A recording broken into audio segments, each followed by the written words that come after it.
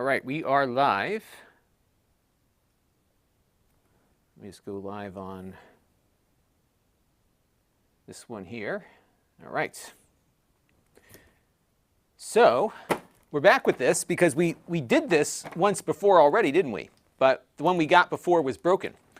So we're going to pick it up where we left off from the last time. So you're not seeing a rerun. This is the replacement, and it came in yesterday, but I was working on getting the edit done of the last thing that I did. And I just got a note that I just have to reply to here. Okay, so I just got to go back and find what we did last time because I need to pick up where we left off because we were basically shooting a review. And let's see where we last left it. So bear with me here for a second, folks. And you know what I realized is that I never put the YouTube one public here. So let's do that real quick.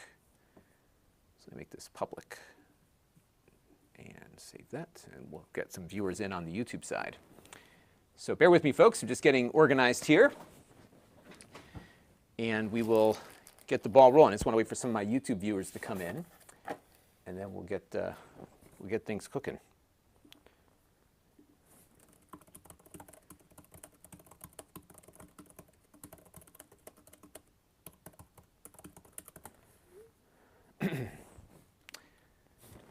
All right, so now we got some viewers coming in, and we'll wait just another minute or two for the rest of my YouTube crowd to shuffle in, as Billy Joel would say.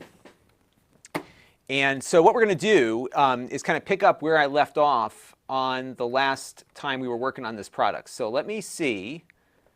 I'm just going to play back a portion of the recording just so I can get a context as to where I left off. So let me play this back here real quick, and that'll give some time for some of the YouTube viewers to pop in also.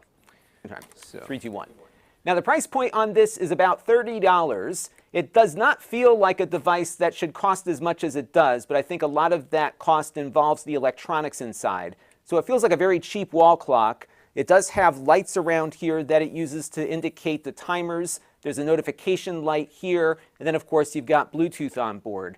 Now what this does is it links up with your Echo device over Bluetooth. So the clock has to be in Bluetooth range of the compatible Echo device that you want to link it with. You cannot summon your assistant through the clock. So this is strictly a companion device to an existing Amazon assistant.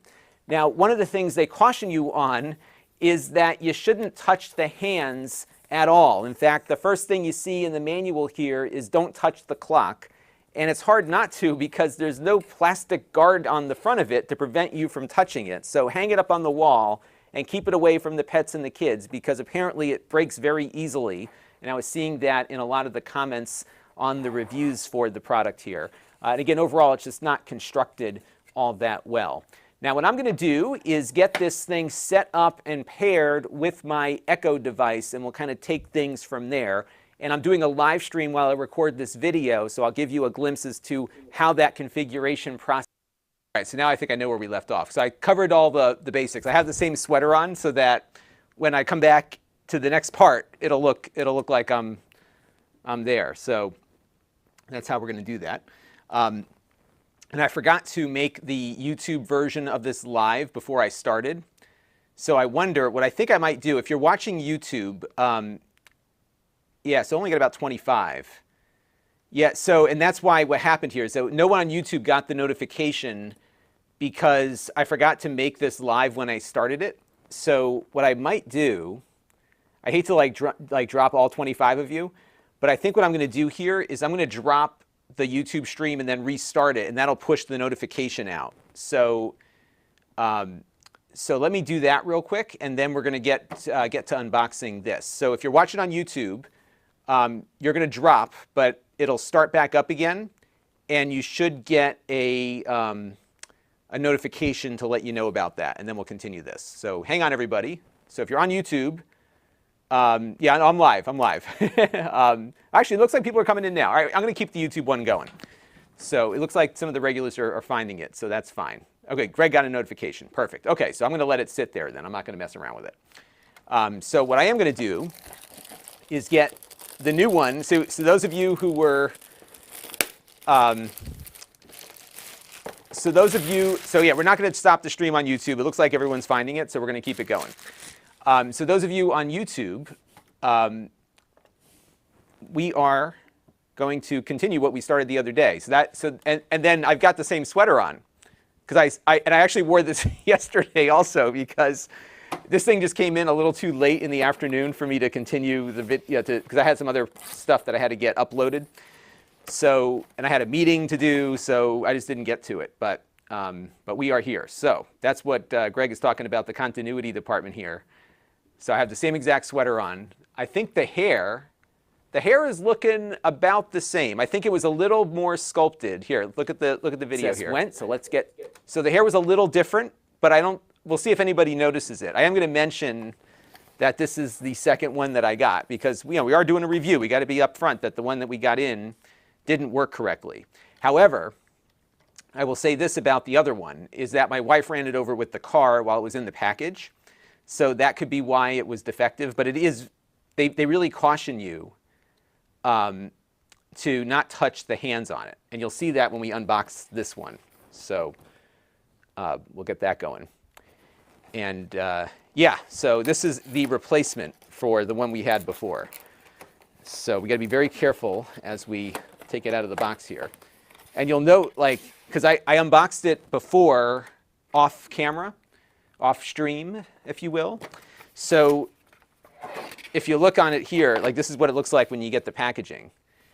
And there's a fly in here already. It has been warm for just like 2 days, and the flies are already flying around down here. Isn't that crazy? But look what they're saying here. Do not touch the hands. Do not touch it.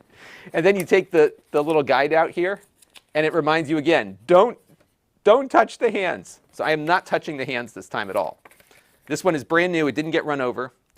So we will see how it goes. And I do want to use the batteries that it came with. And I know that was something we talked about last time when we were troubleshooting.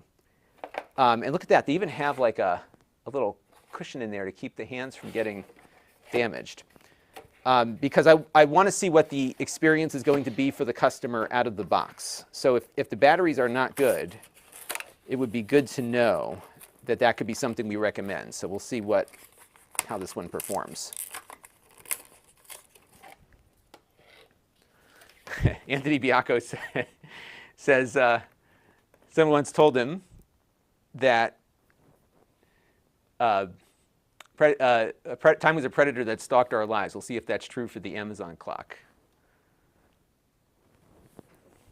That's funny. Oops.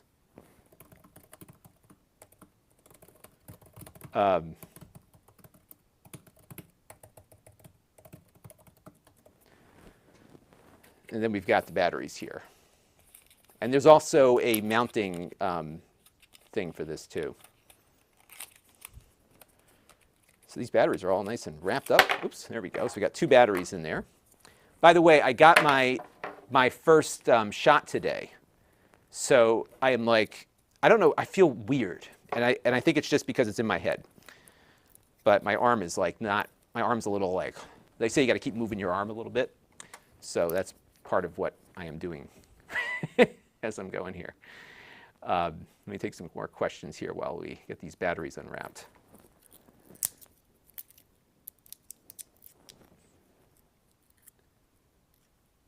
And let's see here. Yeah, so there's a lot of folks popping in here. Let me say hello to some more folks. Greg M said the gerbils powering the YouTube notifications needed a break. Yeah, I don't know what it is about the notifications. I'm guessing it's the scale of it. The Amazon stuff is much better about that. And we got some questions here about hopefully it works this time. Yeah, me too. I think it'd be nice to see how it works. Skylar wants to know how much is it? It's about $30. Scott got a notification from YouTube. So that is good. So it's getting out there. And BB Garnett, both his mom and grandmother had their shots, and both sets. So what's interesting is that I know of one person who I knew got it. She was pretty sick for about two weeks or so, and she had a pretty strong reaction to the first shot. And then somebody who was with me at the CES trip, who was sick to some, not as bad as I was, but was there with me. That person got their first shot the other day, and they were also, had a pretty good reaction. Not anything bad or life-threatening, but just felt really sick afterward. A couple days afterward. So I was reading an article that said if you had had it, there's a good chance that your first shot you'll react similar to how you would on the second one because your body had seen that before. So we'll see. We'll see what happens. I think tomorrow will be a good one, so that's what I ended up with. All right, so now we have the clock with the batteries in. I haven't touched the hands at all this time. Totally didn't touch them. And the only reason why I touched them last time was that the clock never got going. So now, we're not touching the hands. Whatever you do, don't touch the hands. So now what I'm going to do, this is probably driving you all crazy right now because it's like just kind of propped up there. So what we're going to do is we are going to, with this little echo here, get the clock set up. And we're going to do it kind of in real time. And I'm going to be recording while we do this. Okay? So that is the game plan here. All right, so let me just make sure I got this in the right spot, and then I wanted to see how we left it. So here we have, okay, so I'm just going to play back where I left off last time, so be right back. We'll kind of take things from there, and I'm doing a live stream while I record this video, so I'll give you a glimpse as to how that configuration process went, so let's get to it.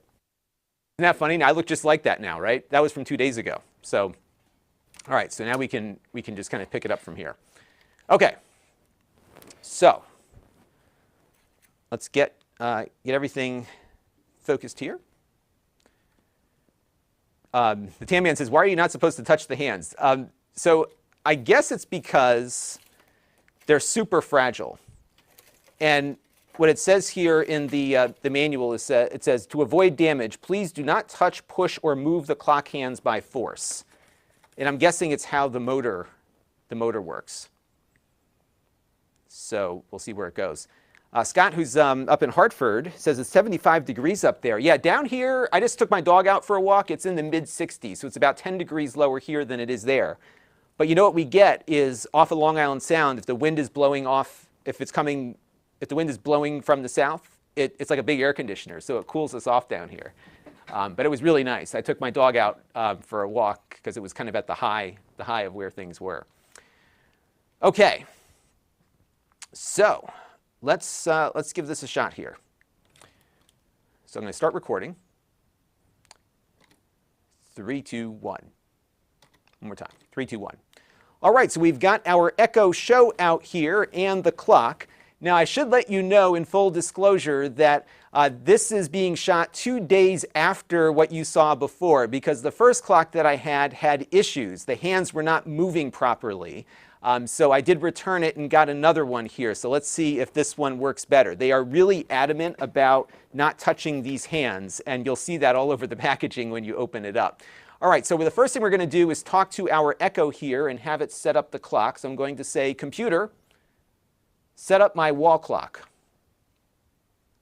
Okay. Press and hold the pairing button on the back of your Echo wall clock for up to 10 seconds until the light on the clock's face pulses orange. Pairing may take up to a minute, and the light will turn blue once paired. You can also pair or unpair your clock in the Alexa app. So I've got the button pushed down here, of your Echo device. And I'm not seeing the light light up. I think last time the light lit up faster than it did before.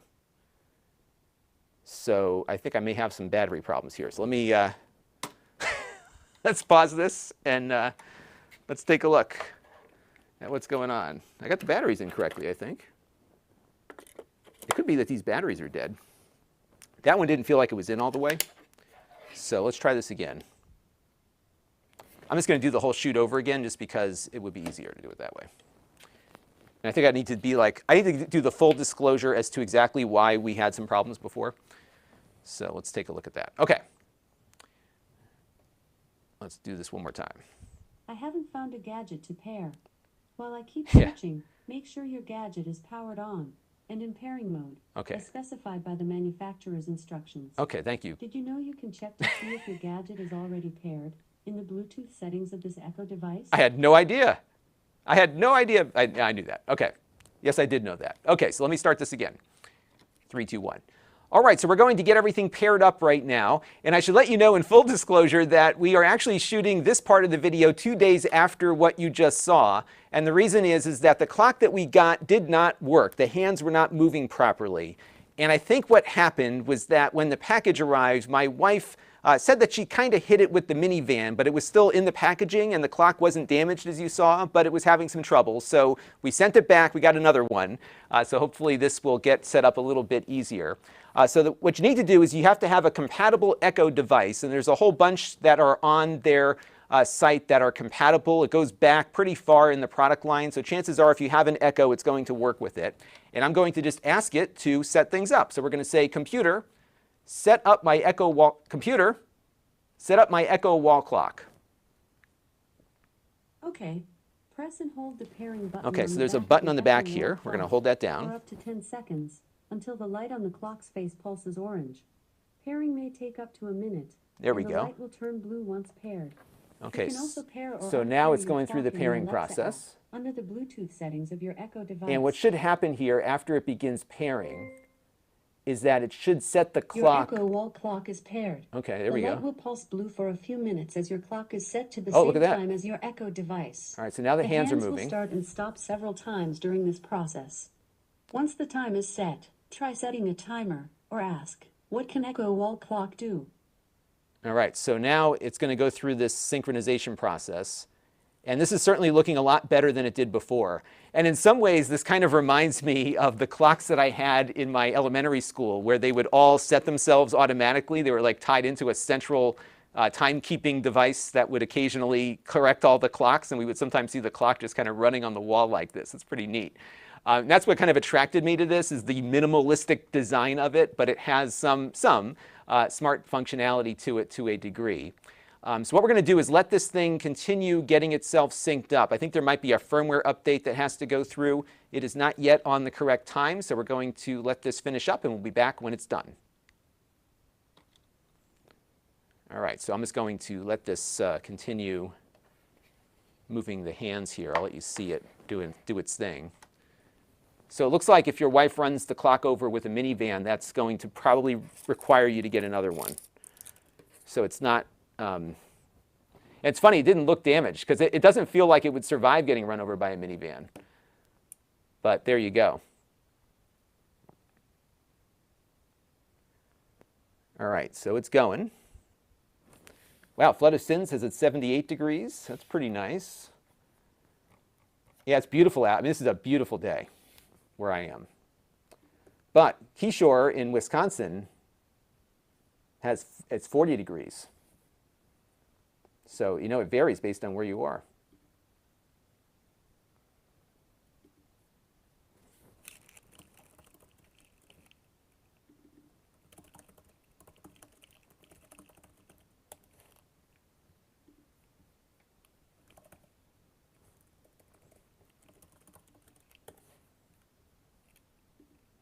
All right, we're letting this thing do its thing.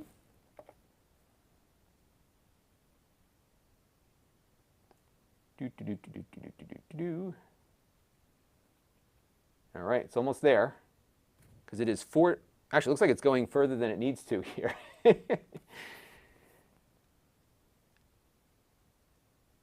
But it does appear to be working, so I'm guessing it's going to go all the way back around. It has to, unless it can go backwards.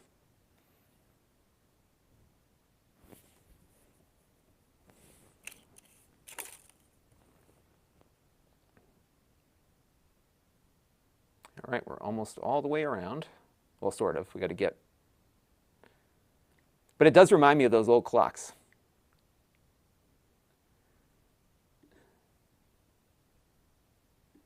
And Nick F, yes, we will definitely ask that question. And actually, maybe we can ask it now. Computer, what can my clock do? Computer, what can my clock do?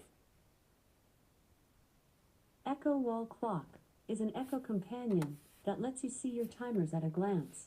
Use your voice to start a timer with your compatible Echo device and easily see how much time is remaining on your clock. The clock can display multiple timers and show visual animations for your reminders and alarms to keep you on schedule. To learn more, visit amazon.com/EchoWallClock. Yes. By the way, an Amazon package was delivered today. Oh, thank you. Yes, it was. And actually, that wasn't this package. It was a different package. Yes, it looks like it's still it's still going here. We're getting there. We've got just maybe like 4 or 5 hours to go here, maybe 6. But yeah, I guess it must have to go all the way around to get to PM, right? So that must be what it's doing. Ricky Clark wants to know what the price is. The price is $30 for the clock. Then you have to have an Echo to pair it with. And I'm going to update the video description right now with this live stream. And Magnitude Pop says, doesn't the Echo already show you the remaining time for the timers? It does. But I think what this is for people that want something that's more visible. So I think if you're across the room in a kitchen or something, this would probably be something you could see much better, I think. And then you've got the minimalistic design also, which I kind of like. So there's a certain utility for this that I think either you're going to get it, or, you know what I mean? Like it's one of those things where if it makes sense, you'll be like, oh, I could totally use this. Or like, what's the point, right? Like I think that's kind of the breakdown with this. What's funny is that this has gotten more interest than I expected it to get from viewers. That's partly why I'm doing this again. And by the way, I'm going to update the link in the video description if you're on YouTube, and this will take you right in to the live stream on Amazon where you can find it. So that's been updated, and I'll also put a chat thing. Oops, find it here. I'll put a chat thing out also, so you can just get to it right on the pinned message. And there it goes. And oh yes, and then and Nick makes a good point here, because if you have just a voice only Echo, oops, shoot, I just close something I didn't want to close. If you have a voice only Echo, let me send this again. You don't have a screen, so this would give you a visualization of the timer.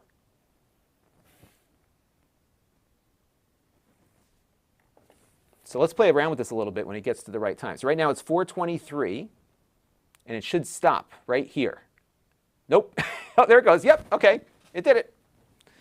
I think it's working this time. And it might be going through something else now, because what will happen is that light will turn off at some point.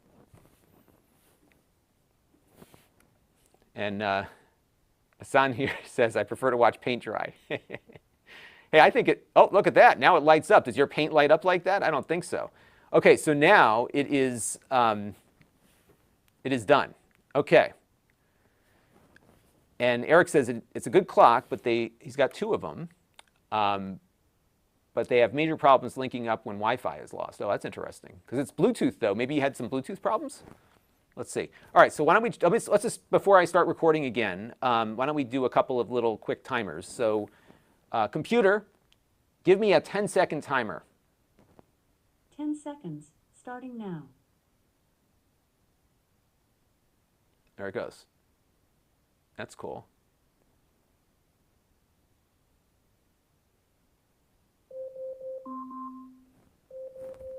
Computer, stop. Okay, so what we could do now, I want to see like how we can do 2 timers. So let me do computer, give me a 60-second timer for cookies. Cookies timer, 1 minute, starting now. All right, so now the timer's starting, and it'll tick down. Computer, give me a 30-second timer for chocolate chips. Chocolate chips timer, 30 seconds, starting now. So how's it going to delineate the two? Oh, interesting. Oh, that's pretty neat. So you got the minute timer there as a single thing, and then it's doing the other one. That's cool.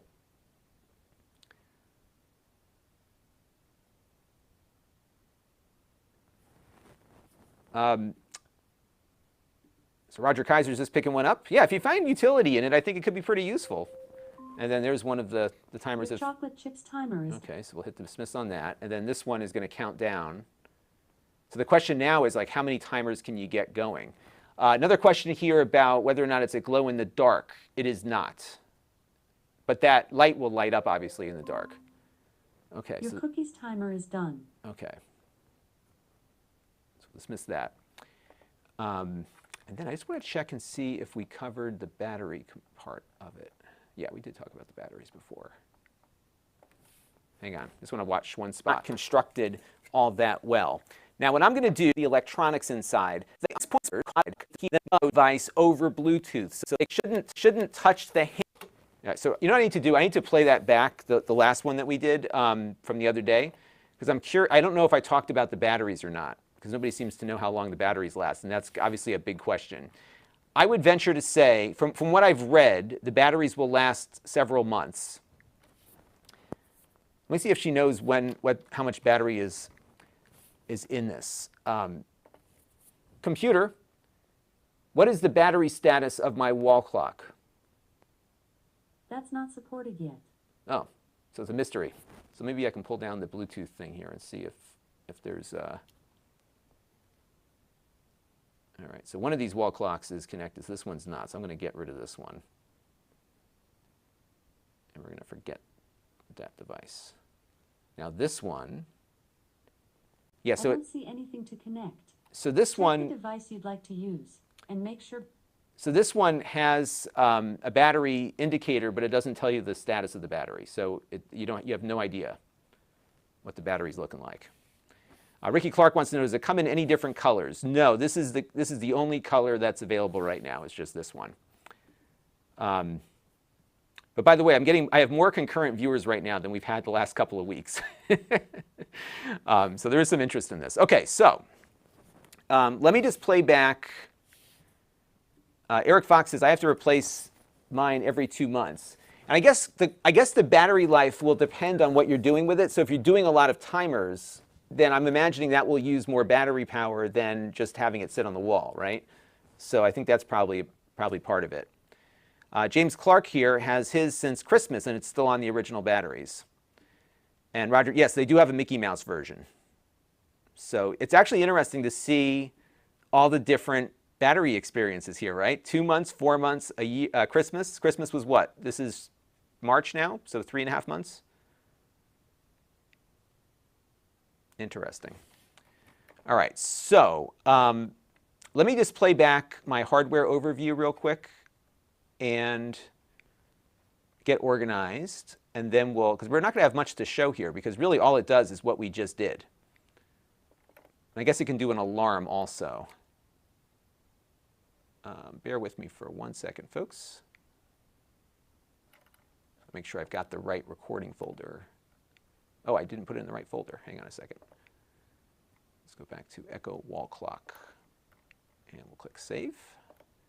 I just got to move my clip over there real quick. So I recorded, but on the wrong folder. So this is going to be for setup. And we'll move it to Echo Wall Clock. And let's just play. I'm just going to play back the hardware overview. And then we had another clip that we did. And what am I looking at here? Oh, so there was another hardware overview clip. Okay, hang on. Let's see what this one was. 3, 2, 1. Now the clock is powered by 4 AA batteries. That's the battery one. Amazon estimates you should get a few months of usage out of this, although I would imagine if you're doing a lot of timers and things that are lighting up the lights on it, that might eat into the battery a little bit more than just having it be a timepiece. But just be ready to have yet another thing that you have to replace batteries on every once in a while. And again, it takes 4 AA's, and those AA batteries are included. Now what we're going to do is get this linked up with my Echo Show here on the desk. I'm doing a live stream while I record the video today, so I'll let you kind of watch me work. Okay, there we go. So this is how, like, I'm getting so old I can't remember what I do from one day to the next. So yes, we are in good shape here. So I got the battery life covered. And then Tana wants to know, does this one work? Yes, so far it seems to be working just fine. And as Chris also points out, there is no speaker on this, so everything that you hear comes from the Echo. However, because it needs to be within Bluetooth range of the Echo, you're going to hear the Echo because it just doesn't work in a room that there's no Echo in, essentially. So that's something we can definitely cover. So I'm going to make some notes in my computer here.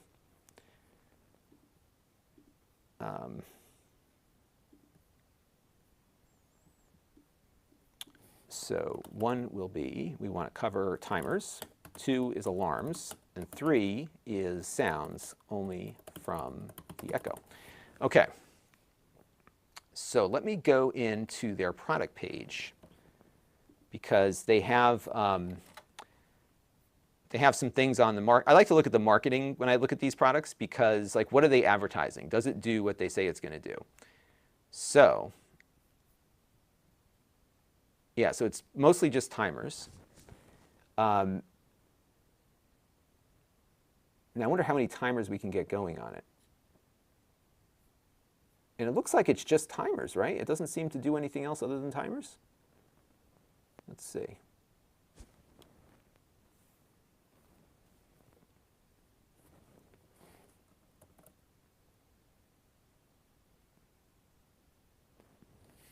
So I wonder if we did 4, let's do a timer for 4:34. Computer, set my alarm for 4:33. Alarm set for 4:33 p.m. Okay, so it just did some stuff. So let's see if it will. So I'm going to start recording this. And let's see what happens when 4:33 rolls around. Oh yeah. So it's like it's giving you a good ding there. So that's going to be B-roll. Okay, good. All right, so it will do an alarm, and it will do timers. And now the question is, how many timers can we get out of it? So let's see that, because I don't think it tells you in the book here.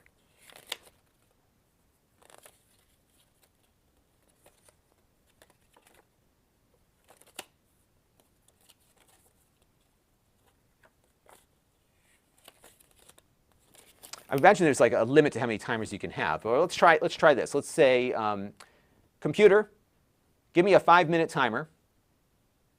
5 minutes, starting now. All right, so that's our first one. Computer, give me a 3-minute timer. Second timer, 3 minutes, starting now. Do you want to name this timer? No. Computer, give me a 15-minute timer. Third timer, 15 minutes, starting now. Computer, give me a 20-minute timer. Fourth timer, 20 minutes, starting now.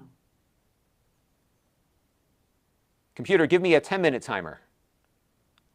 Fifth timer, 10 minutes, starting now.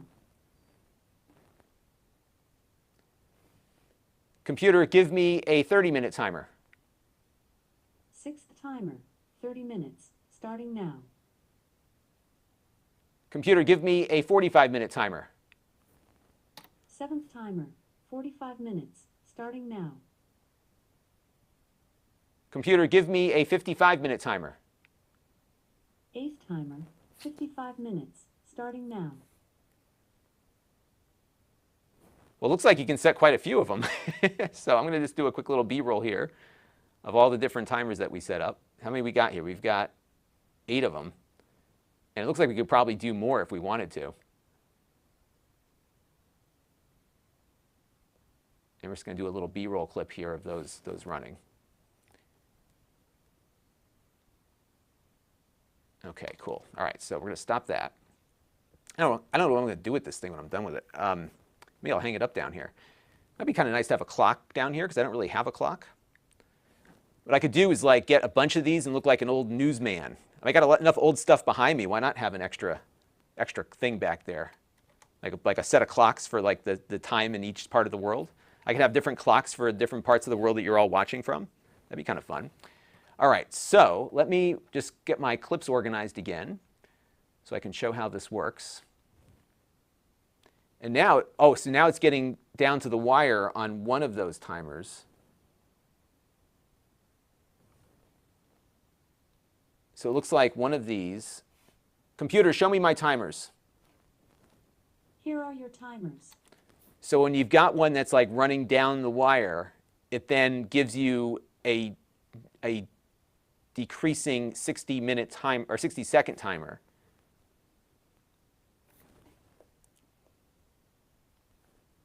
Right, so now it's tied in with that. Okay. So you'll see the last 60 seconds if you have a bunch of them up at once. All right, so this is B-roll. This will be 6 B-roll for timer ending.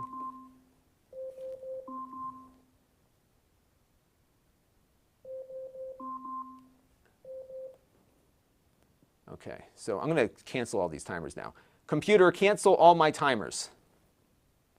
Canceling all your timers. Okay, so B-roll for timer ending with multiples, and then we'll have multiple timers. This will be 5 B-roll multiple timers. Actually, I'll just do these 100.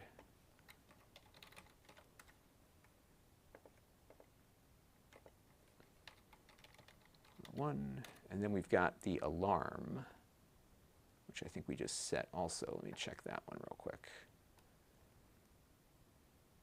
Yeah, I'm just setting up some B-roll shots, so I have these. Okay, and this was the... Okay, so that was just setting up the timers. So this is the one for the alarm.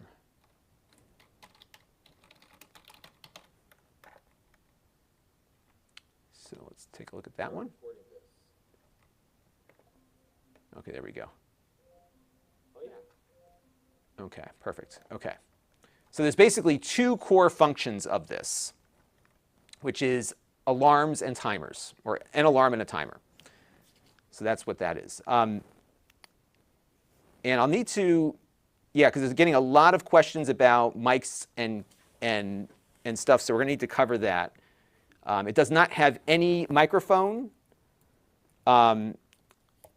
So we're going to spend some time on the timers. I think we'll demo that, and then I'll roll in the B-roll of there being 8 timers set up. So we're going to talk about setting up timers and showing what happens. And then we're also going to talk about the fact that there's no microphone or speaker. It relies solely on the paired echo device. And it's technically, and I guess the question would be on the timers. Echo, and this is a question for my echo experts out there. Do the timers synchronize across all of your other echo devices? Let me know in the chat room about that. And I got to grab a quick swig of water here because I am thirsty. As I've got some of this mRNA going through my veins right now. Ugh, grab that water real quick.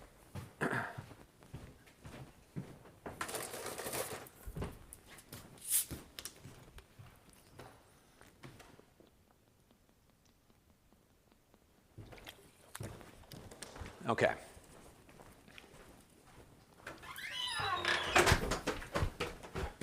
All right, so let's give this a go. Okay, so now where we left off last was the setup process. And let me just add the setup to the mix. All right, so let's just watch that real quick, and then I'll figure out where to pick up from. 3, 2, 1. All right, so we're going to get everything paired up right now. And I should let you know in full disclosure that we are actually shooting this part of the video 2 days after what you just saw. And the reason is that the clock that we got did not work. The hands were not moving properly. And I think what happened was that when the... By the way, no beer, I got a Pellegrino. This is all I drink. Honestly, this is like the only thing I drink is Pellegrino. That's it. I love it. I stopped drinking soda, and so I switched to this stuff because I like the fizzy, and it's hydrating. It's very good. So, and I got the Pfizer in case any package arrived. My wife said that she kind of hit it with the minivan, but it was still in the packaging, and the clock wasn't damaged as you saw, but it was having some trouble. So we sent it back. We got another one. So hopefully this will get set up a little bit easier. What you need to do is you have to have a compatible Echo device, and there's a whole bunch that are on their site that are compatible. It goes back pretty far in the product line, so chances are if you have an Echo, it's going to work with it. And I'm going to just ask it to set things up. So we're going to say, computer, set up my Echo wall clock. Okay. Press and hold the pairing button. Okay, so there's a button on the back here. We're going to hold that down. For up to 10 seconds, until the light on the clock's face pulses orange. Pairing may take up to a minute. There we go. The light will turn blue once paired. Echo device. All right, so now the hands are moving. Will start and stop several times during this process.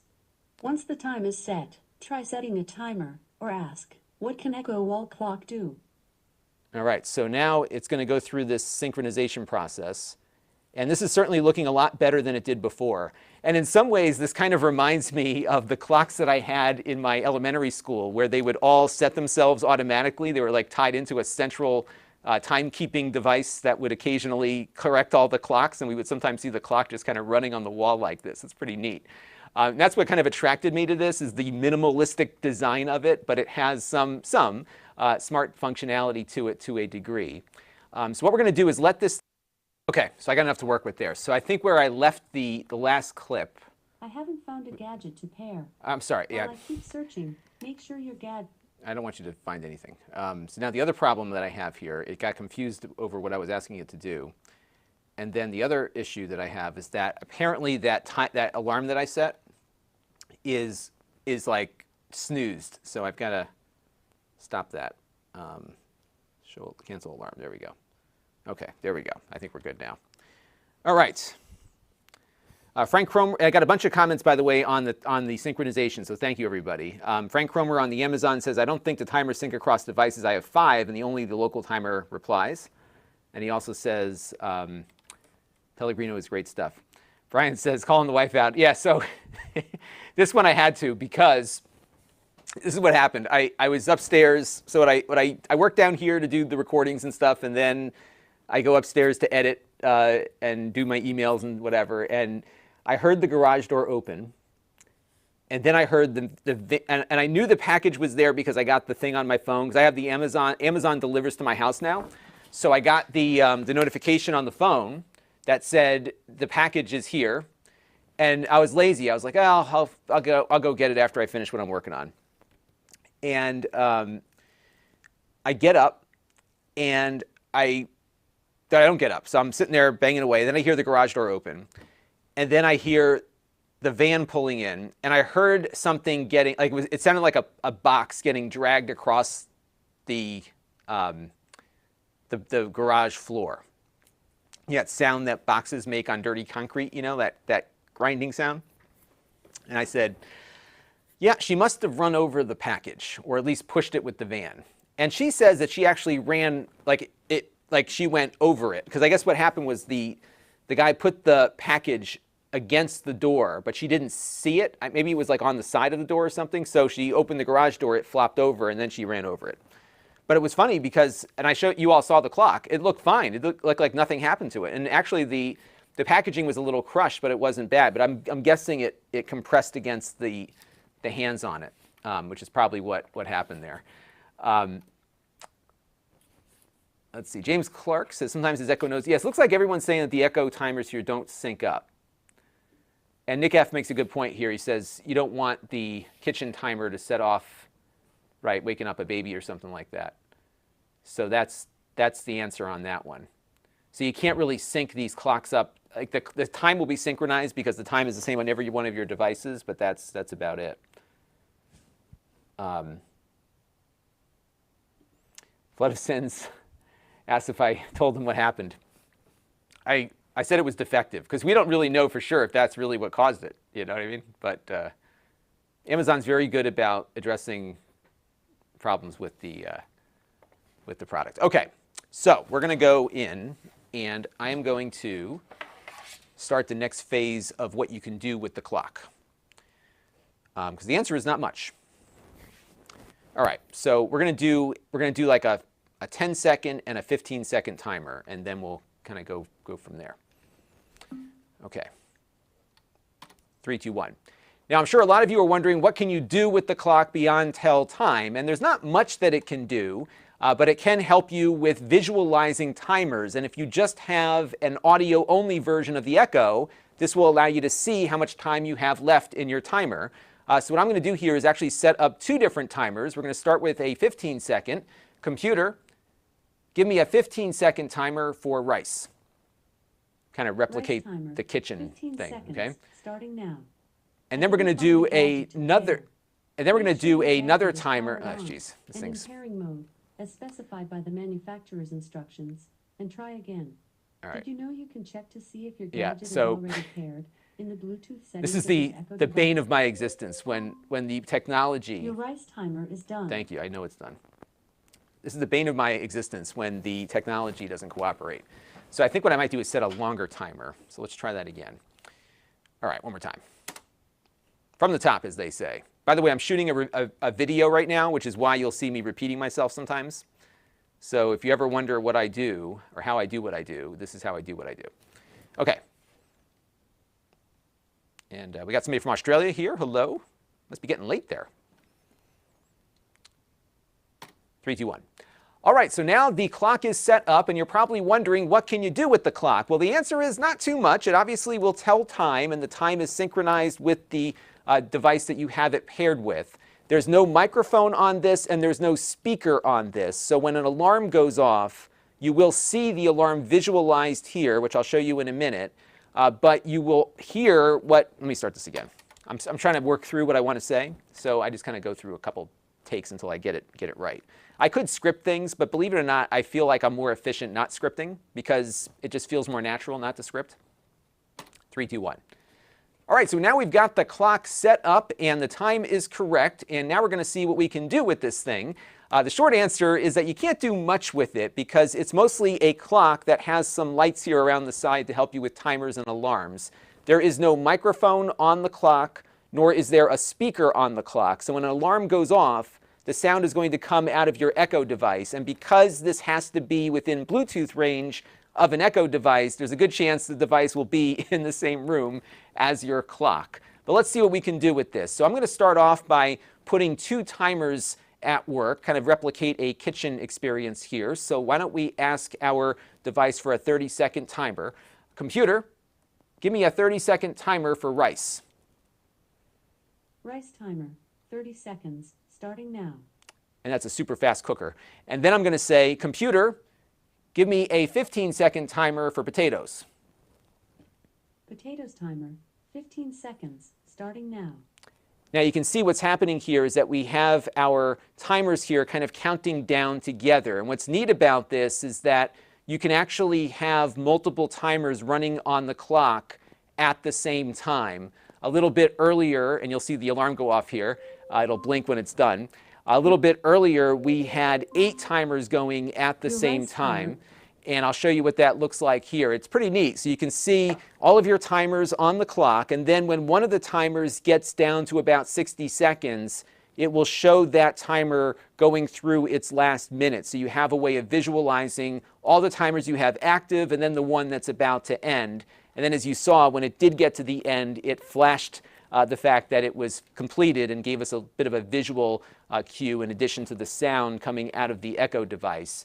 The other thing it will do is light up when you have an alarm set. So if you have an alarm set for 8 o'clock or whatever, it will have the sound go off on the echo device and the clock will flash. But again, all of the dismissals of alarms or the conclusion of timers, everything that you need to interact with has to be done through the echo device that it's paired with. This is basically a clock that lights up and is synchronized with the timers that you activated on the paired echo device. Not much more to it than that.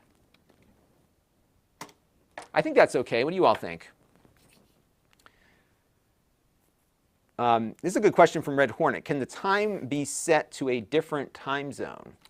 Because that's what I was thinking, right? Like you could have like a New York clock and a couple of different clocks. I don't think so. I think it just pairs up with whatever time that this one does. Yeah, so Nick F here says it's set by Bluetooth, so you can't set it up on another one.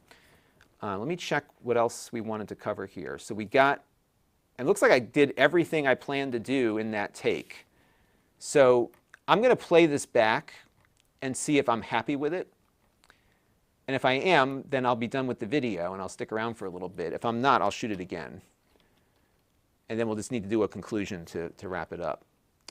So this is echo clock functions.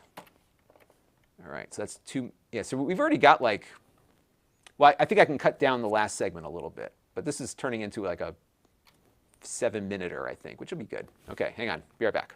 3, 2, 1. All right, so now we've got the clock set up and the time is correct. And now we're going to see what we can do with this thing. The short answer is that you can't do much with it because it's mostly a clock that has some lights here around the side to help you with timers and alarms.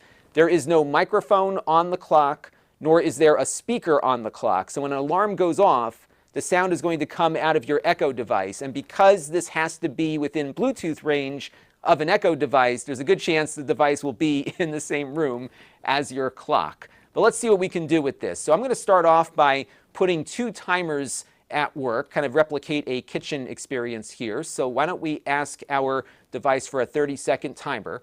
Computer, give me a 30-second timer for rice. Rice timer, 30 seconds, starting now. And that's a super fast cooker.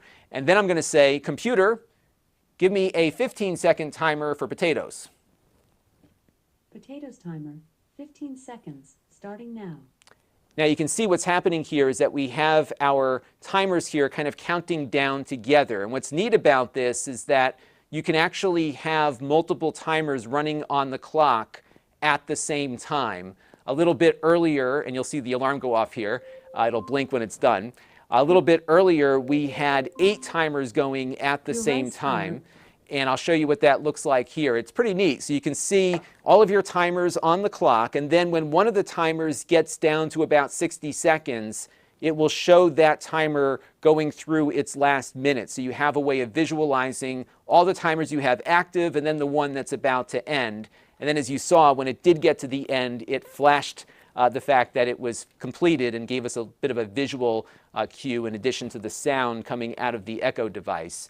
The other thing it will do is light up when you have an alarm set. So if you have an alarm set for 8 o'clock or whatever, it will have the sound go off on the echo device and the clock will flash. But again, all of the dismissals of alarms or the conclusion of timers, everything that you need to interact with has to be done through the echo device that it's paired with. This is basically a clock that lights up and is synchronized with the timers that you activated on the paired echo device. Not much more to it than that. Okay, I can live with that. And thank you for the super chat, Eric's Variety Channel. He was going to hop on the train to head into New York City today. I wish I was going to New York City today. But in about 11 days, I think I could do that again. So I am really looking forward to getting some traveling done. All right, so now, I got a package. No, never mind. Never mind. I did not get a package. All right, so now we need to shoot the conclusion. So what I'm going to be doing in that segment you just saw, I'm going to roll in some B-roll of the clock in operation just to have something to show on screen there. Okay, so now we're going to shoot the conclusion of the clock. And yeah, like I said, this has been like I've had more viewer interest in this than I expected. So that's why we're spending some time on this thing. 3, 2, 1. So that is pretty much it for the Echo wall clock from Amazon. It's very basic, but if you're looking for something minimalistic that gives you some timer visualization for the kitchen or another room around the house where you need it, this might be kind of a fun thing to add to your repertoire. Remember, you've got to have it within Bluetooth range of a compatible Echo device. And if you have that scenario, you're in good shape and you're off and running.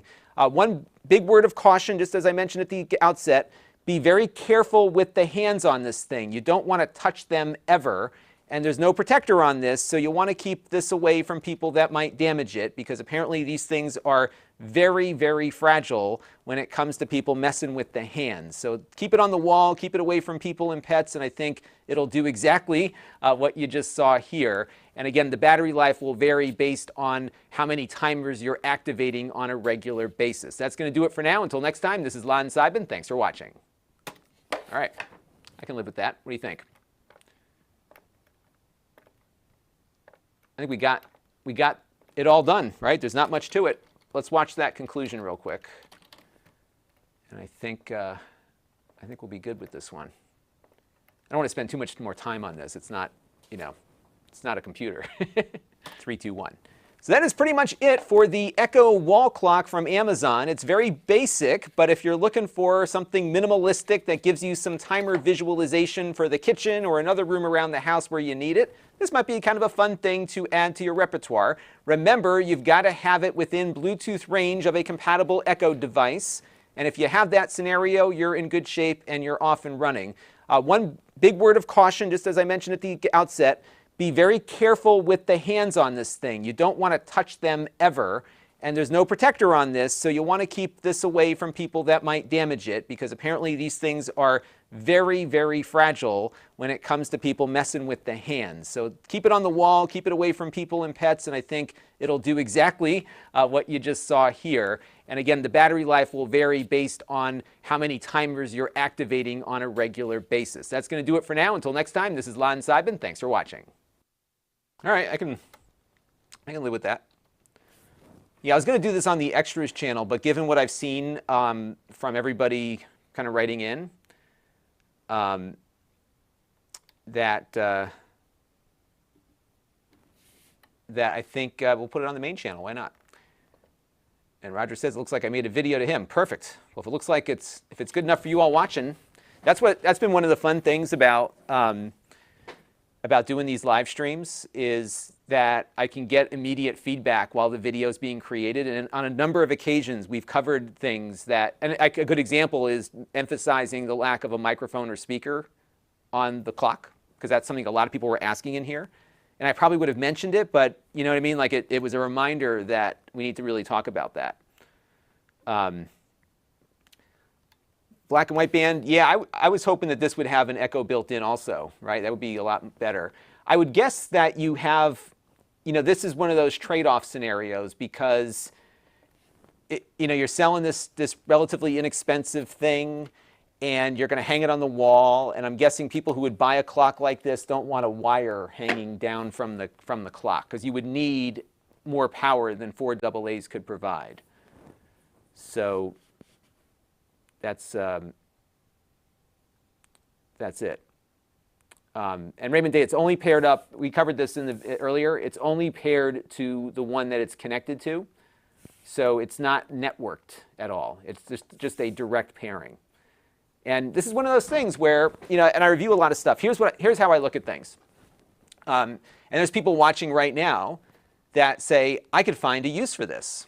And it's great for them because there's a use case. Hey, I can see how this could be integrated into my kitchen or my room or whatever I'm doing, right? And then there's other people who look at this thinking like, what is this for? I want it to do all these other things, and it's not for them. And so one of the things that I try to do when I review products is, here's what I look at it from this perspective, is we all have our biases when we approach things. So this is something, and I'll be perfectly honest with you, this clock I would not buy. I don't have a use for this. Even though I think it's cool, I think it looks neat, it's minimalistic, it's kind of a cool thing. For me, not something that I would purchase. However, viewers were interested in it. In fact, this came up on a live stream that we did the other day. And I could see how this might be something somebody else might want, right? So the way I approach this stuff is I may not have an interest in it, but Nick F., by the way, was the one who suggested this. I may not have an interest in this, but other people might. So why don't we approach it from a very, you know, as best we can, like what does it do? And it does what the marketing says it does, which is the timers and the alarms. That's it. So if it does those things and some people can find value in it, I think that it's a great thing. So for example, Mark says it's good for old codgers like me. So you have that, you know. So that's what I love about what I do, because I've got to put I have to put myself in the shoes of a consumer, right? So is it a bad product because it doesn't do X, Y, or Z? It would be if they said it did and it didn't, right? But it seems to do what they said it would do. So that's what I think is interesting about it. And look, if you don't think it's for you, you're with me. I'm with you. Not my thing, but I'm not going to judge anyone who thinks it's useful, because I think it probably is useful for some people. David Bound says, the clock looks nice, reminds me of an IKEA clock, but with way more function. How does the battery work on it again? Pretty simple. It's just 4 AA's here in the back. So that's it. You know what I might do is I might just do a quick little B-roll shot of the batteries just to have that. So let's go here and just kind of throw that in there. So I'm pretty sure I mentioned that it was AA batteries, but I'll just double A check that. Let me just add that as another B-roll clip here. 2 battery B-roll. Okay. Eric's Variety Channel says the problem I have. Yes, yeah, so that is a good point that Eric brings up here, which is that you would need internet access for the. Yes, right. So for the Echo that you pair with it, the Echo needs internet access, and without internet access, the Echo doesn't work, nor does the clock work. That's a good point. David Bound's wondering, can you put rechargeable AA's in it? We talked about this in the last stream. I don't think so. And the reason is that the rechargeables deliver slightly less voltage, and that might impact the motor. So I think they're recommending alkalines only for this, because they do have slightly higher voltage. Malik says, I'm not hearing any ticking sounds. Is that right? Yeah, I'm not hearing any ticking on that one. But you'll see the hand move every minute or so, or every minute, because that's what it's supposed to be doing. That's correct. Red Hornet says, with no camera, speaker, or microphone, how can they spy on you? That's a good point. I don't know. They got other things. David says, I got a Wise watch today. Oh, that's right. They got watches now. I should check those out. That's a good tip. I will check that out, because I don't think it's that expensive, right? The Wise watch. Let's see what that costs. They have so many things they've been importing. Yeah, it looks like a little fitness band. Oh, cool. Yeah, I think they contacted. Do I have one of these? You know what? I might have one of these upstairs. I'll go double check. They sent me a box of stuff recently, and I don't remember what was in it. But it's like $30. Looks pretty cool. Here, I'll put it up on screen for you. Take a look at what that looks like. So this is the Wise. Yeah, it's got a nice little screen on it too. $30. It's got a lot of high ratings too. I may have these. They either sent me that or the scale. Maybe they sent me their scale. They sent me something in the health arena there.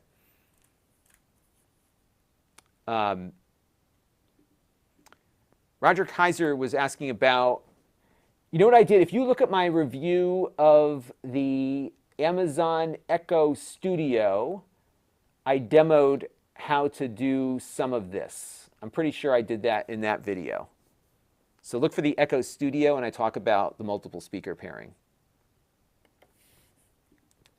Dave says, it's a good one, 750 fitness steps to the local store for a box of donuts. Did you all hear that in the United States, if you have a completed vaccination card, you can get a free Krispy Kreme? You just walk in with the card and they give you a free donut. I stopped eating donuts because they're not good for me, but I might just go get one because of that at some point when I'm fully vaccinated.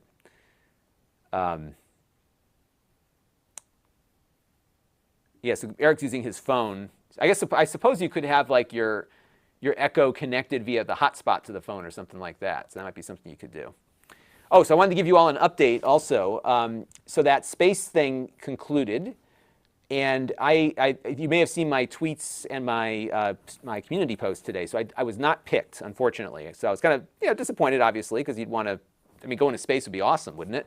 But here's I always try to find the silver lining in everything. So there's a couple of silver linings in this.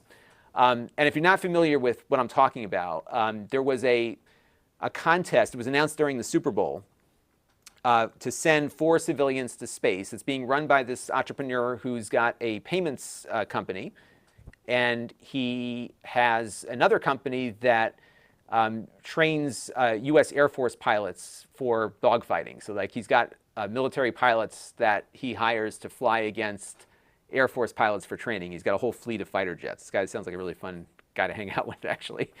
His name is Jarek Isaacman. So what he did is he paid to get a commercial. So you can if you have enough money, you could go to SpaceX and say, I want to go into space, and they will send you to space. It's just like booking an airline ticket, but you're going to go up on a Falcon rocket. So what he decided to do was, he could have gone and said, all right, I'm going to pick 3 of my buddies to come up with me. But instead what he did is he started a fundraiser for St. Jude, which is a children's hospital here in the U.S. And what's great about St. Jude's is that if your child is sick with cancer or some other disease that needs extensive treatment, they will treat that child for free no matter what. And it's a blessing for so many families. So he did a fundraising campaign with them. So what he did was he connected up with one of those raffle companies that you buy a certain number of entries. So one of the seats goes to somebody who donated to St. Jude's through that raffle process. And then the other seat is a seat for another entrepreneur who's using his online store platform, which is part of the deal. You sign up for the online store and you start putting stuff up there, and then you do a video talking about why you should go. So that's what we did the video about why I should go. So as it turns out, there was only, this is crazy, there was only 150 to, I think it was maybe 170 tops that actually signed up for the entrepreneur one. Isn't that crazy? So when you think about the odds going into that part of the contest, those odds are better than anyone who's ever applied to be a NASA astronaut before. That's how good those odds are. It's you know what I mean? You think about what the odds are, right? So, and what was funny was, when I applied for it, I was thinking it'll be me and a million other people. It's never going to happen, and it didn't happen. But I didn't think I had any chance. And then I put the thing up, and what do you know? I'm like, there's nobody else doing this. There's just a few of us. It's kind of crazy. So the way the process worked is that they picked. You had to make a video that went up on Twitter to kind of promote this. So the way the process works is that you do the video, you set up the store. And I had a store already. I just moved it over to theirs because it's free, so why not? And you put the video up, and then they have one set of judges who picks a group of finalists. And I don't know who the finalists were. I'd love to know who the 10 were. So they picked 10 finalists, and then they sent it over to to 4 celebrity judges, and then they would judge the entries and pick one from that.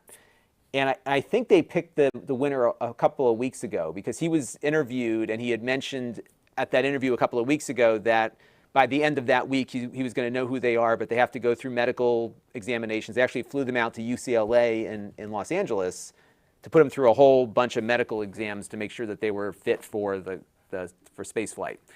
And so I think they were waiting to go through that whole process with the winners before they did that. By the way, the other seat was one that he picked, and it was a physician's assistant at St. Jude's. And she had a really inspiring story because she was a patient there as a child.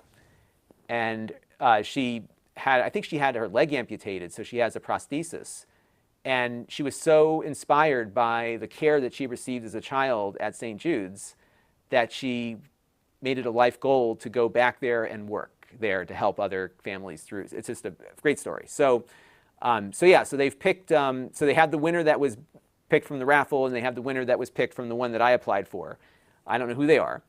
and now they're going to start like the whole training process. So I got the email this morning that said, sorry, you're not it, but thanks for applying. But what they did, and this is awesome. I'm so excited about this. They actually said in their email to me and to everyone else that applied that they're inviting everyone who applied on the entrepreneurial one. You're invited to come down to see the launch, which is for a lot of people is going to be a great experience, because if you've never been able to get to one of these launches close up, it's awesome. So that's great right out of the gate. They're going to reimburse travel. They give you a little travel stipend, which is even better. So these folks can actually, if they can't afford to go, they're going to have some help going. So everyone that applied is going to be able to go and see it launch. And I think that was an awesome gesture for them. And I think it acknowledges just how small the community of us entrants really was, right? So I'll probably go down and do that, because by then I'll be fully vaccinated. So, it'll be pretty safe to travel. And I'm eager to get out of the house, to be honest with you. So it'll be in the fall. So I think it's like an October, November-ish time frame, I think is what they're looking at. So we'll see what it's looking like. So yeah, I'm excited for what that's gonna be like. So yeah, it's gonna be great. So that's what's going on. I'm bummed out it's not me. My wife though is okay that it's not me. And I was thinking too, because this is not. It's not as routine as going on a plane. The capsule that they're going to be taking is the one that's currently docked to the space station. So they're going to bring that one back down, obviously, when those astronauts are done up there. And then they're going to get it turned around for a reflight. And to some degree, I mean, it's not quite a test flight because it had been up there once before. But this will be the first, if I'm not mistaken, this will be the first reuse of a Crew Dragon capsule. Because the one they sent up on the test flight, that one came back to Earth, but then they had an accident on the test stand for the escape engines, and that was the end of that one. So this is the first reused one that they're going up in. And they're also going to go up on a reused booster. They call it flight proven. So that's how that's going. So yeah, so I didn't get it, but that's cool. What I have found in this business for what I do, every time you ask for an interview or a product to review or whatever, it's about, I would say, probably an 80% rejection rate as far as somebody saying no in some fashion. Sometimes they just flat out ignore you.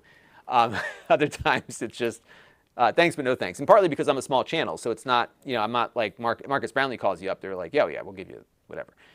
So it happens. But we'll see. But I think it's great though that they're going to try to make it possible for everyone who entered to come down and see it. I think that's a really awesome thing to do.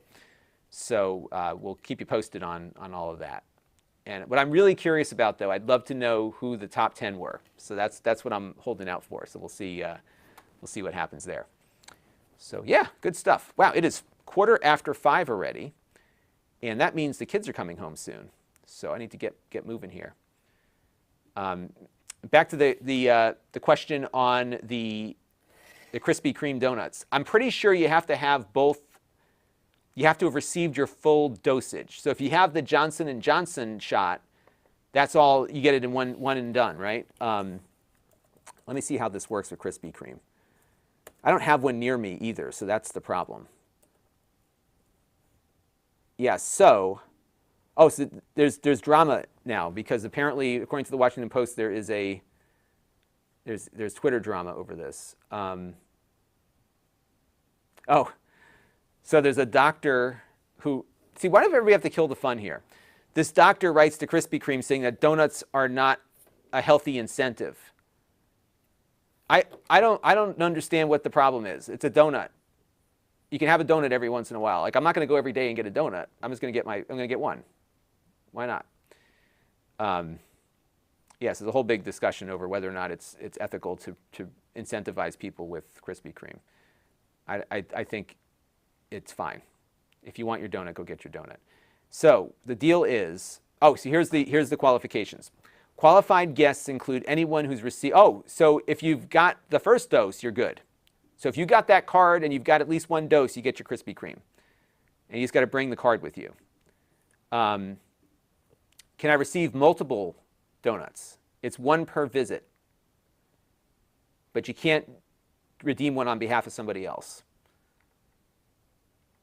And it's one per day. So you can have a donut every day after that. And it's funny, we had a Krispy Kreme open up not too far from me. I think they subsequently have closed. But when this Krispy Kreme opened, the traffic was so bad that they had to have police officers out there every morning directing traffic because people were trying to get in for the hot ones. Because what the deal is at Krispy Kreme, I'm sure they still do this, right? Krispy Kreme makes the donuts at the shop. And that's something that Dunkin' Donuts used to do. If you go on YouTube and search for time to make the donuts, they had a whole ad campaign about the fact that they make the donuts in every one of their stores. In fact, the Dunkin' Donuts that I used to go to as a kid, they had all the baking equipment in there. Now it's all made in a distribution center and they deliver it. So you may as well just buy a box of donuts at the store. It's the same thing. That's why I stopped eating donuts. It's like they're not that good, But we do have a local place nearby to me called Beach Donuts. Delicious. Oh my goodness. They do like apple fritters and everything else. And we used to get them at my old office. And they were so good, but I couldn't eat the whole thing because I just felt horrible about it. So I would have like a half of one, Master Billy here says they still have the sign up about the free donuts.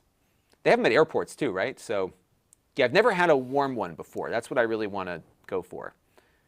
So yeah, so I expect we'll see a lot of businesses do similar things because why not? If you get them in the door, what's a donut cost them, right? And you're going to buy a cup of coffee or something to go with it, and it's only one per customer, so you'll probably get a few more, and it gets people in the door again. Because if you think about it, everyone's habits have changed. So like my habit had been, I would do my morning whatever, right? So I would either shoot a video in the morning or get ready for the afternoon shoot.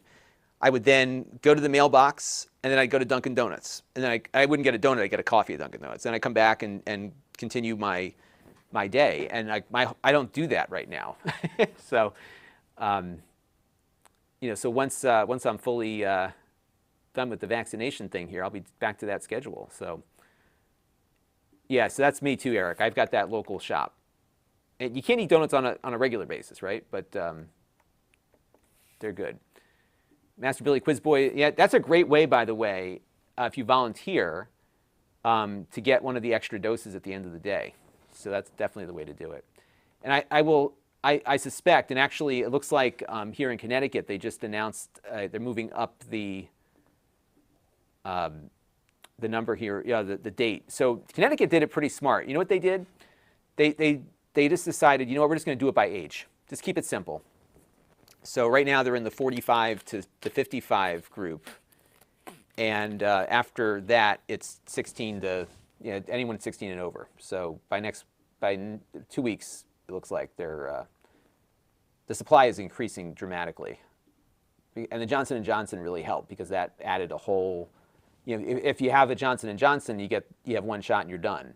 So if you think about on the dose level, that significantly increases the volume. So I think we're going to be moving really quick. So it's good news. I think things are going to be, I'm hoping everything, the variants is still effective against the variants. And if that's the case, I think it's going to be a great summer. So we'll see. I'm always I'm optimist. Always an optimist. That's my take on all of it. All right, everybody. Well, I am.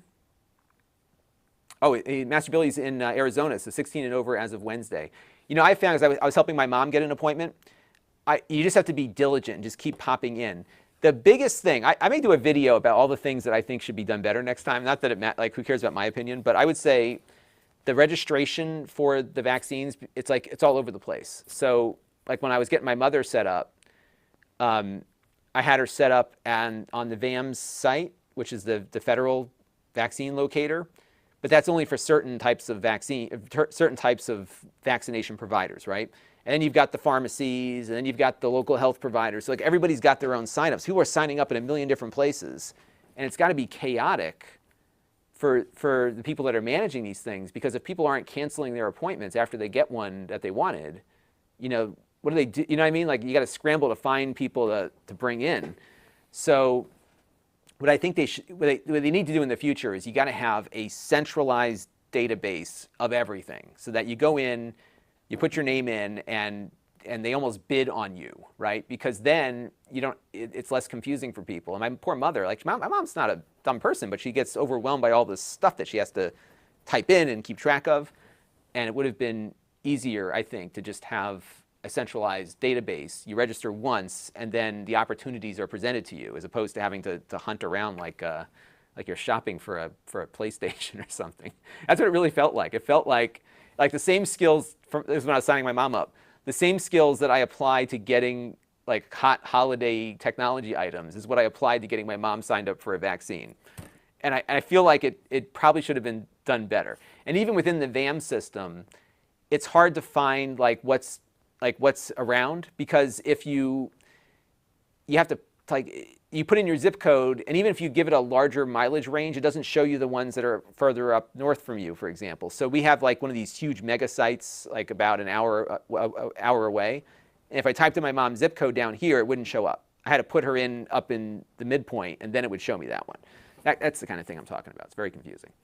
So in any event, it'll all be worked out. We figured these things out. But it's we're getting there.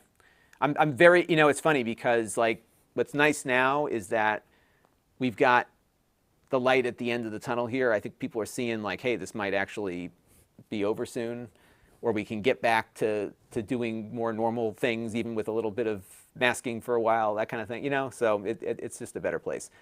But it's good. I'm excited, and I'm just grateful that we were able to keep our schools open for the full year so far. So that's been great for my girls, for sure. Hey, Con is here.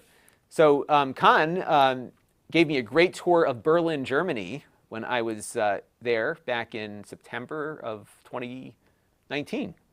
So it's a long time ago. It's funny. I just stumbled across some of the pictures I took with you there, Con. It was fun. So Germany's been, yeah. It's funny how they're having trouble in the European Union right now with these, but yeah, here at least where I'm in Connecticut, it's starting to people are getting. I'm seeing on all my friends. I'm seeing all their cards getting held up. So you got to be careful, by the way, when you hold up the card. Don't show your birth date. I know you all want to show it. I think what they should have done with the cards, they should have printed something on the back that you could do. So we'll see where it goes. Eric says they're administering it at his office, or his work, but having trouble getting people to take it. Yeah, it's one of those things where I think if a bunch of people are concerned about it, you got to get people excited about taking it. Around where I live, we have a lot. So Pfizer's headquarters is just up the road from me. So we have a lot of people who work at Pfizer or know people that do. So around here, it's everyone wants it. There's very little apprehension about it. I'm really excited about mRNA in general. I think it's a really fascinating technology.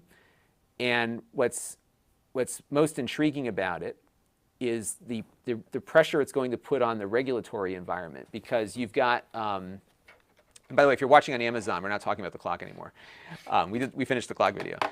Is that these vaccines can be developed so quickly, because what you do is you take the sequence that you want to make and you put it into the machine that makes the mRNA, and it just spits it out. I mean, it's not that simple, but that's how it works.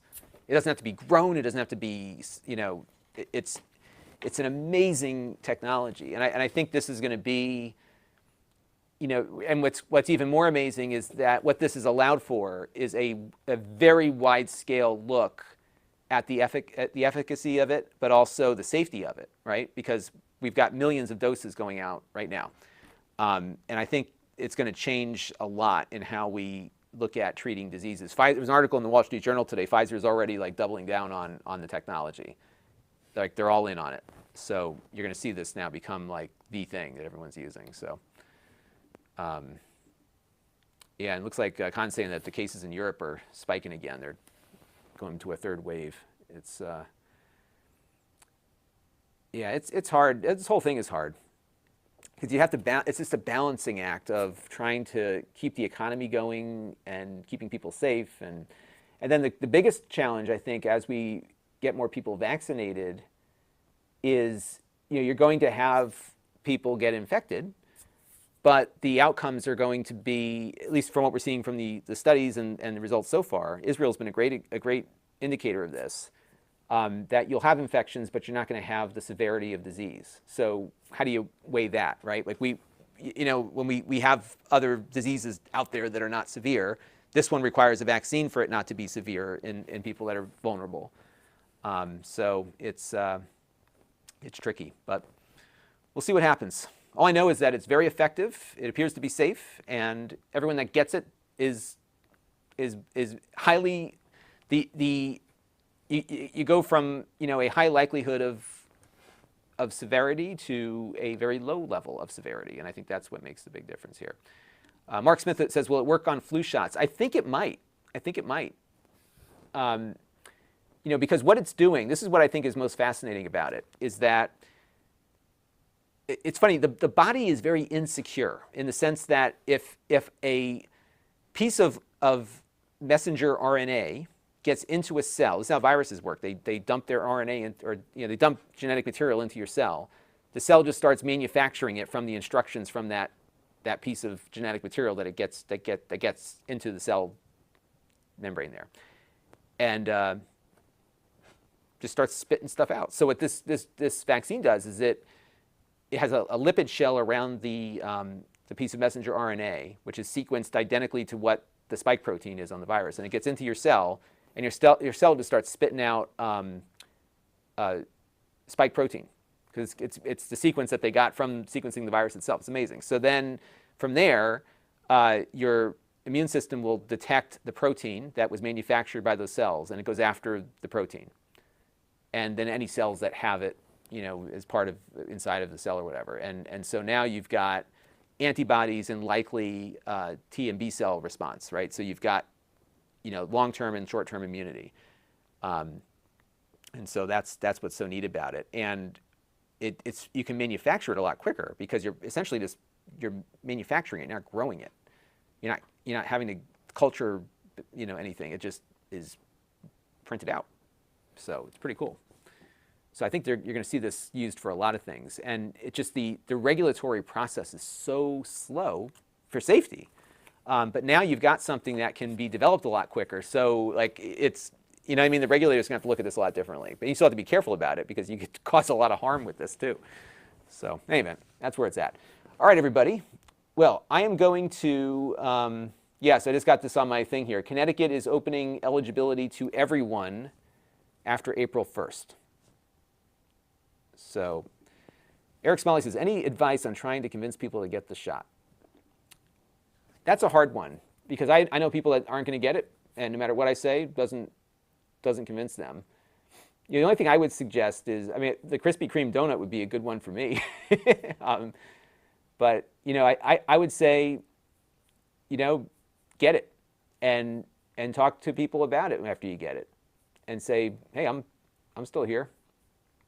I'm not hearing anything in my head. At the end of the day, I think the effectiveness of it, from the sense of severe disease, is so good that, it doesn't necessarily stop transmission, which is important to note. So, for example, Gino Auriemma, who's the coach of the UConn women's basketball team, he was a couple of days after his second shot, but then he got infected. Now, he didn't get sick at all. That's the point, right? But you could argue he was transmissible because he had it in his nasal passage there. So I almost feel like at this point, I've chosen to get it, and I'll protect myself and my family. My wife's going to get it, and we'll be okay. So that's how I look at it. But yeah, I think the donuts are a good one. And I think there'll be other incentives. For other retailers will no doubt want to be getting people into the store. And so I think you'll see that kind of pop up. But I'm seeing it like a little bit within my social circle. I had a few people who were not against it, but were hesitant, who were less hesitant when everyone else around them decided to go and get it. So I think that's part of it, part of what will help. So, all right. Well, everybody, I am going to head out and get the end of the day here situated. My kids have not come home yet, so I don't know where they are. It's such a beautiful day. They're probably out enjoying the weather as I sit in my basement. Yeah, I'll keep you posted on everything. We'll be back again. I'll probably, I may not stream tomorrow, but just pop back on whenever I'm around. So we'll see where it goes and figure it out. And I think too, like these percentages, by the way, so the Flood of Sins is talking about the effectiveness rating and stuff.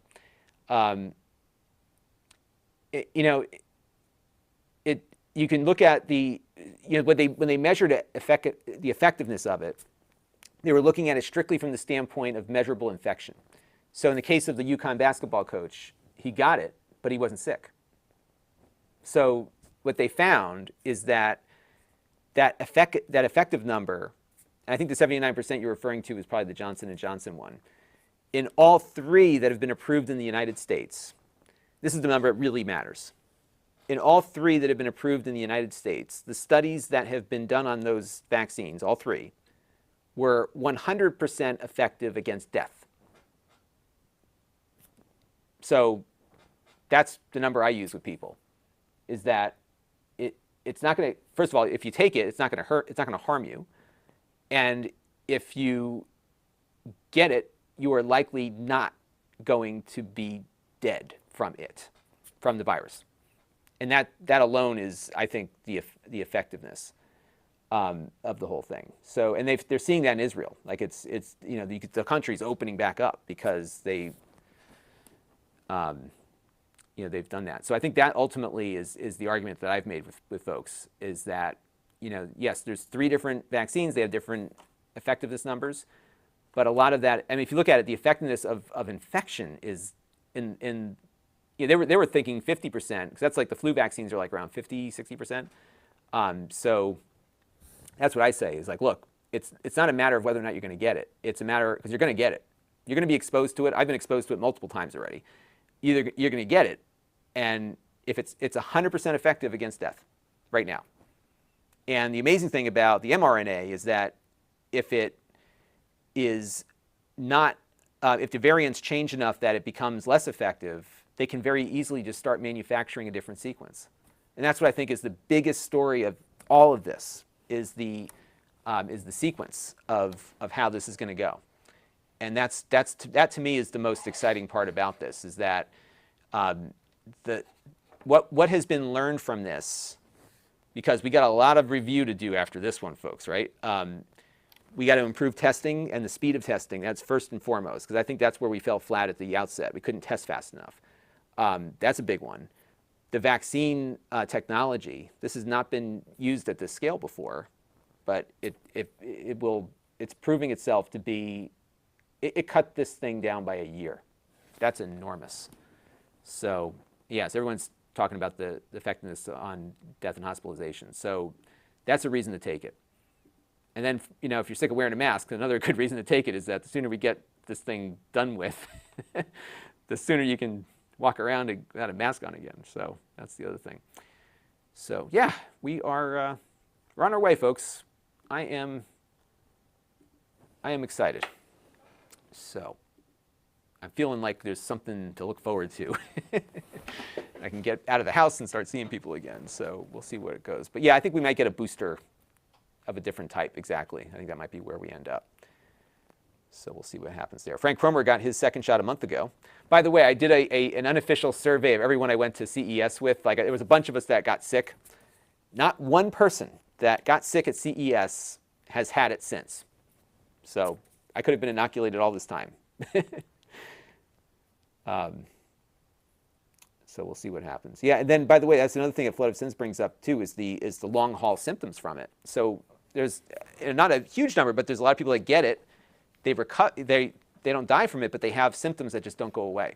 And one thing that they've been looking at, I was following this the other day, is that apparently the vaccine in some of these long haulers actually solves the problem. It kind of like reboots the immune system, if you will. So it's so much that like they're learning through this, which I think will ultimately save lives in the future. So yeah, it's been a heck of a year. It's been a heck of a year, but I'm just very grateful that I can do my work in my basement here, which I was doing before. So it's I was very fortunate in this whole thing to have a job that kept me home to begin with. like I said, I'm very happy that the kids have been able to, at least where I am, they've been able to get into school. So, all right, well, folks, I'm going to end the stream, and I hope you all enjoy your evening. Thank you for tuning in for a second round of the Echo wall clock. I would put this up to sell to somebody, but I'm concerned it won't survive the shipment. But maybe we could.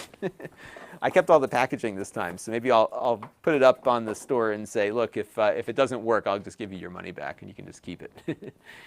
So that is that. Oh, here's one other question somebody wanted to bring up. And then I'll answer Reese Armstrong's question. On the broadband expansions, will they go anywhere? So Verizon Wireless here in Connecticut is now doing 5G to the home. It just started. So you got to put an antenna up on the outside of your house and it comes in. No data caps. Isn't that weird? Your phone is capped to the wazoo, but not there. Crazy. Reese Armstrong is wondering about the Echo clock. Is it any good? Yeah, actually, you know, here's what I would say. A quick like the TLDR on this. The too long didn't read.